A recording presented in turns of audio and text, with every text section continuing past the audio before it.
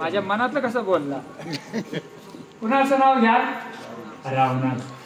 मला सांगा, रावणासारखा त्रिभुवनात, जगात नव्हे त्रिभुवनात रावणासारखा भक्त नाही. रावणानं आपलं हित साधलं.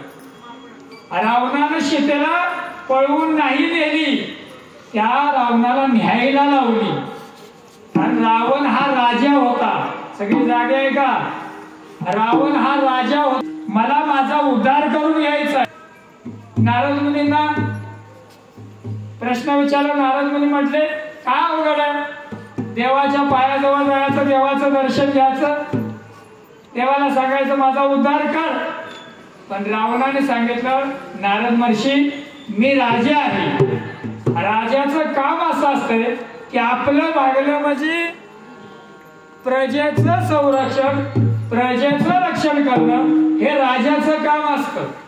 म्हणून माझा उद्धार होऊन चालणार, माझ्या बरोबर माझ्या कुळाचा उद्धार झाला पाहिजे. मग रावणाचं कुळ कोण होतं? सगळं राक्षस कुळ. आता नारद मुनींना विचारलं. नारद मुनी म्हटले, बाबा तुझा उद्धार होईल, पण सगळ्या आता राक्षस कुळाचा उद्धार मला जरा अवघडच आहे. त्यानं म्हणले, नारद महर्षी सगळ्या गोष्टीचा उपाय तुमच्याकडे असतील, एवढा उपाय सांगा. म्हणजे बाबा उपाय सांगतो, बघ काय झालं तर. म्हणजे सांगा उपाय. म्हणले प्रभूंची पत्नीच पळवून आण, म्हणजे काय होईल? प्रभूंना क्रोध येईल आणि तुमचं संपूर्ण सैन्य काय करते?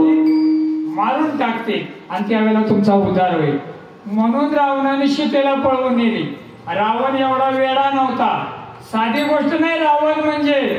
हो, रावण साधी गोष्ट नाही. रावणाला बायका किती होत्या हो? जागे आहे सगळा? रावणाला बायका किती? 80,000.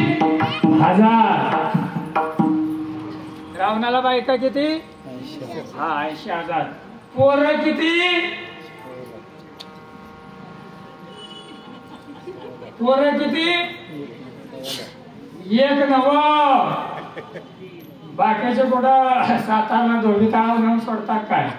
हो, रावणाला बायका 80,000 आणि पोरं किती? 1,00,000. आणि दादा नातू किती होतात? 1,25,000. नशीब नशीब रावण आज नाही. जर चुकून रावण आज असता आणि दादा इलेक्शनला उभा राहिला असता, कोण? रावण, तर त्याला दुसऱ्या बाहेरच्या मताची गरज लागली, एकट्या घरावरच निवडून आला असता. पण असल्याचा फुगा कधी फोडला हे रावणाला सुद्धा माहिती. आपल्या कोडोलेकरांचं काय घेऊन बसलाय?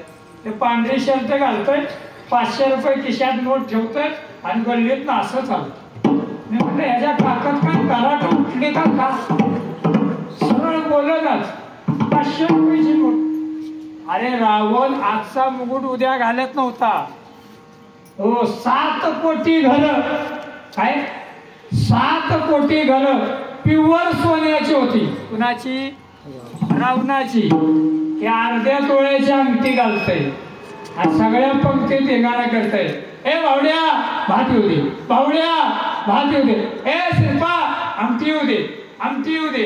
म्हणजे याचं मधलंच पोट का नाचतंय? म्हणजे सासूना अर्ध्या तोळ्याच्या अंगठी घातल्या. कुठं? अर्ध्या तोळ्यात जर आपण एवढा धिंगाणा करतोय, मग 7 कोटी घरं ज्याची प्युअर सोन्याची होती, त्याने किती धिंगाणा घातला असेल. पण मला सांगायचं तात्पर्य,